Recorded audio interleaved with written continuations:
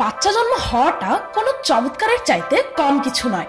গর্ভধারণের প্রথম দিন থেকে ফাইনাল স্টেজ পর্যন্ত মায়ের গর্ভে থাকা শিশুর ডেভেলপমেন্ট প্রসেস সত্যি অবাক করে দেওয়ার মতো।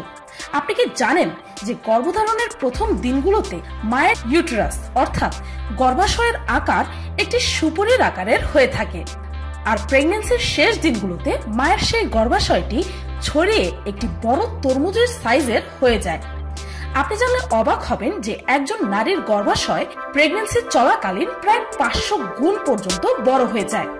গর্ভাশয়ে থাকা অবস্থায় ডেভেলপমেন্ট চলাকালীন একটি শিশুকে অনেক চ্যালেঞ্জেস ফেস করতে হয়, কিন্তু নেচার এই প্রক্রিয়াকে এমনভাবেই ডিজাইন করেছে যে এত শত কমপ্লেক্সিটি থাকা সত্ত্বেও এই প্রসেসটি পারফেক্ট একটি প্রসেস।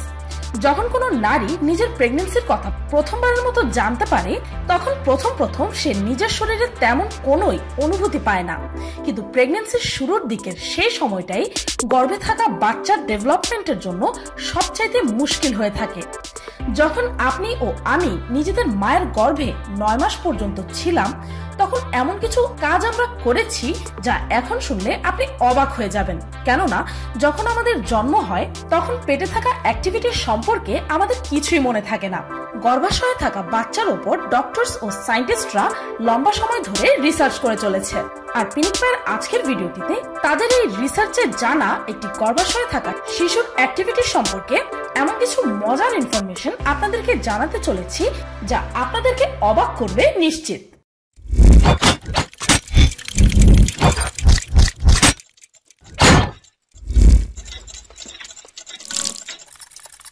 স্বপ্ন দেখা আর হামি দেওয়া বা হাই তোলা। যখন শিশু মায়ের গর্ভাশয়ে 32 সপ্তাহের হয়ে যায়, তখন সে নিজের র্যাম সাইকেলে পৌঁছে যায়, অর্থাৎ 32 সপ্তাহ মায়ের পেটে থাকা অবস্থায় বাচ্চা মায়ের পেটের ভেতরে স্বপ্ন দেখা শুরু করে দেয়। যদিও ব্যাপারটি শুনে খুবই অদ্ভুত মনে হচ্ছে, কিন্তু সায়েন্টিস্টদের মতে শিশু মায়ের পেটে ঘুমায় আর স্বপ্নও দেখে। শুধু তাই নয়, স্বপ্ন দেখার পাশাপাশি গর্ভাশয়ে থাকাকালীন শিশু হাইও তোলে, আর এটি শিশুর ভালো ডেভেলপমেন্টের একটি সাইন। আর শিশুর হামি দেওয়ার আরো একটি অর্থ হচ্ছে যে শিশুর ব্রেনের ভালো ডেভেলপমেন্ট হচ্ছে আর তার সেন্ট্রাল নার্ভাস সিস্টেম ডেভেলপ হয়ে ম্যাচিওর হয়ে গেছে। কান্না করা। সাম্প্রতিক একটি রিসার্চে জানা গেছে যে বাচ্চা মায়ের পেটে থাকা অবস্থায়ও কান্না করে, কেননা একটি বাচ্চা মায়ের পেটে থাকা অবস্থায় মায়ের সাথে শুধু ফিজিক্যালি নয় বরং ইমোশনালিও অ্যাটাচ থাকে। অর্থাৎ প্রেগন্যান্সির সময় মা যেমনটা ফিল করে ঠিক তেমনটা বাচ্চাও ফিল করে। এই রিসার্চটি করার জন্য কয়েকজন প্রেগন্যান্ট মহিলাদেরকে 20 মিনিটের একটি স্যাড মুভি দেখানো হয়, আর তারপর যখন তাদের আল্ট্রাসাউন্ড টেস্ট করা হলো, তখন তার প্রভাব পেটে থাকা বাচ্চার মধ্যেও দেখা গেল। তারা দেখলেন যে গর্ভাশয়ের শিশু সাইলেন্টলি কান্না করছে, আর তাদের ডান হাতটাও একটু কুঁচকানো অবস্থায় আছে। শুধু তাই নয়, রিসার্চে এও জানা গেছে যে প্রেগন্যান্ট মহিলাদের আশেপাশে হঠাৎ কোনো বিকট শব্দ হলে গর্ভাশয়ে থাকা শিশু ভয় পাচ্ছিল। মূত্রত্যাগ করা। যদিও এই ব্যাপারটি শুনতে বড়ই অদ্ভুত লাগছে, কিন্তু এটাই সত্য যে মায়ের পেটে থাকা অবস্থায়ও বাচ্চা সুসু করে। অর্থাৎ যখন আমরা নিজের মায়ের পেটে ছিলাম তখন নিজেরা নিজেদের মূত্রে ভাসা অবস্থায় ছিলাম। এমনটা হওয়ার কারণ হচ্ছে প্রেগন্যান্সির প্রায় 3 মাস পর শিশুর এক্সক্রিটরি সিস্টেম পুরোপুরি ভাবে ডেভেলপ হয়ে যায় আর তা ইউরিনেশনের জন্য রেডি হয়ে যায়। যখন শিশু মায়ের পেটের ভেতরে সুসু করে তখন এটিকে একটি ভালো লক্ষণ মানা হয়, কেননা এর ফলে বোঝা যায় যে শিশুর কিডনি ঠিকভাবে ডেভেলপ হচ্ছে আর তা সঠিকভাবে কাজও করছে। মায়ের পেটে শিশু অ্যামনিওটিক ফ্লুইড সেবন করে, আর এই ফ্লুইড হজম হয়ে ইউরিন অর্থাৎ মূত্রে রূপান্তরিত হয়, আর তা ইউটেরাস অর্থাৎ গর্ভাশয়ে থেকে যায়। আঙুল চোষা। বাচ্চাদের মধ্যে আঙুল চোষার ব্যাপারটা খুবই কমন হয়ে থাকে, আর অনেক সময় এই অভ্যেসটার কারণে বাচ্চাদেরকে বকাও শুনতে হয়। কিন্তু আপনি কি জানেন যে অনেক শিশুই আঙুল চোষার এই অভ্যেসটা মায়ের পেটেই ডেভেলপ করে, অর্থাৎ অনেক শিশুই মাতৃগর্ভে থাকা অবস্থায় আঙুল চুষতে থাকে। ইন্টারেস্টিং ব্যাপার হচ্ছে এই যে মায়ের পেটে থাকা অবস্থায় শিশুর এই আঙুল চোষার অভ্যেস থেকে এটা জানা সম্ভব যে শিশু রাইট হ্যান্ডেড অর্থাৎ ডান হাতি নাকি লেফট হ্যান্ডেড অর্থাৎ বা হাতি। গর্ভাশয়ে যদি শিশু নিজের ডান হাতের আঙুল চুষতে থাকে তার অর্থ হচ্ছে যে শিশু রাইট হ্যান্ডেড, আর যদি সে নিজের বাম হাতের আঙ্গুল চুষতে থাকে তাহলে সে লেফট হ্যান্ডেড হবে। হেঁচকি। গর্ভাশয়ে থাকা শিশু যখন লাথি মারে তার কারণ সাউন্ড বা মিউজিক হওয়ার পাশাপাশি শিশুর হেঁচকি তোলাও হতে পারে। হেঁচকি দিলে শিশুর শরীরে মুভমেন্ট হয়, যার কারণে লাথি মারার মতো অনুভব হতে পারে। সাধারণত প্রেগন্যান্সির 6 মাস পর থেকেই শিশু এমনটা করা শুরু করে দেয়। ডক্টরদের মতে যদি শিশু গর্ভাশয়ে হেঁচকি দেওয়া শুরু করে দেয় তাহলে এর অর্থ হচ্ছে যে শিশুর লাংস অর্থাৎ ফুসফুসের ভালো ডেভেলপমেন্ট হচ্ছে। খাবারের স্বাদ। মা যেই খাবার খায় সেই খাবারের স্বাদ গর্ভাশয়ে থাকা শিশুও অনুভব করে, কেননা প্রেগন্যান্সিতে মা যা যা খায় তার কিছু অংশ তার রক্তের সাথে মিশে যায় আর অ্যাম্বিলিক্যাল কর্ড দিয়ে তার গর্ভাশয়ে থাকা শিশুর কাছ পর্যন্ত পৌঁছে যায়। যখন গর্ভাশয়ে থাকা শিশু 11 সপ্তাহের হয়ে যায় তখন শিশুর টেস্ট বাড ডেভেলপ হওয়া শুরু হয়ে যায়।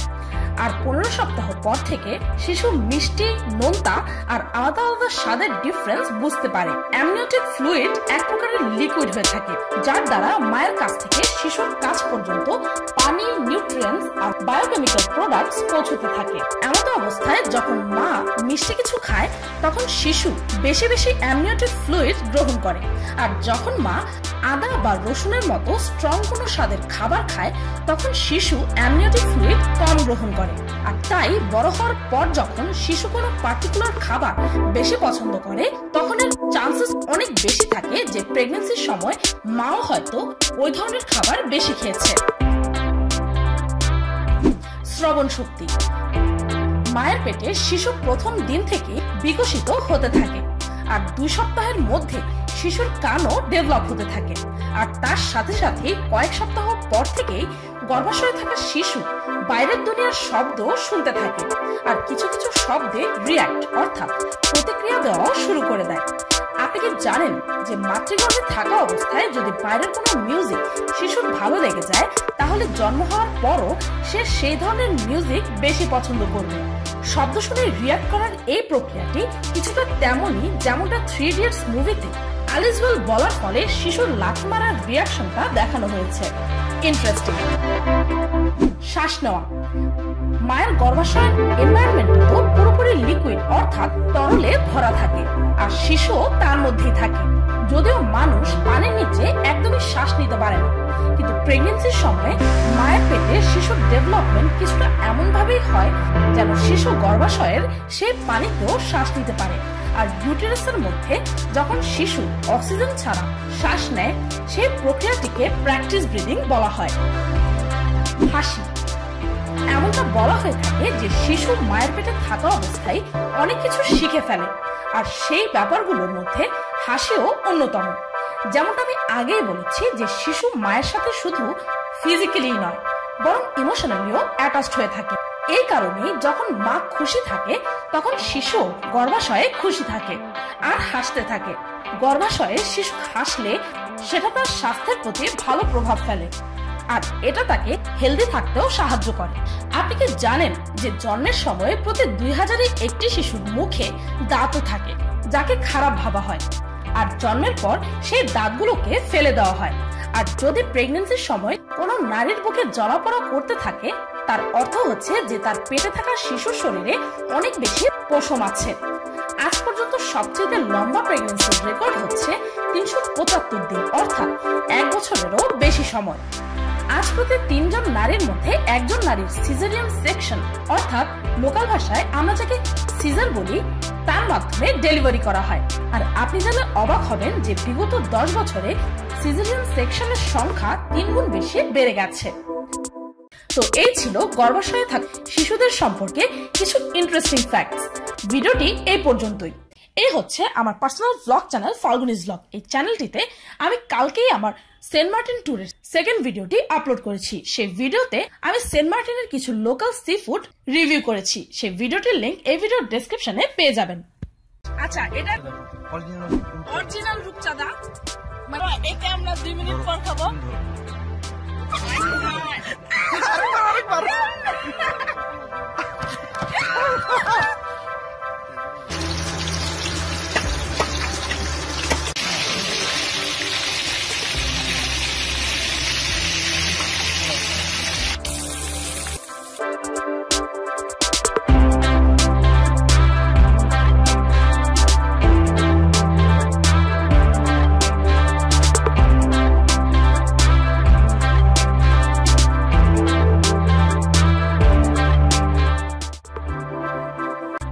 ভালো লাগলে একটি লাইক দিতে ভুলবেন না। আর পরবর্তীতে আপনারা কোন বিষয়ে পিনিক পাইয়ের ভিডিও দেখতে চান তা কমেন্টে জানাতে ভুলবেন না যেন। আর আমার চ্যানেলটিকে সাবস্ক্রাইব করুন প্রতিদিন এমন সব অদ্ভুত ও মজার সব ভিডিও দেখতে। আজকের মতো এই পর্যন্তই, দেখা হচ্ছে পরের ভিডিওতে।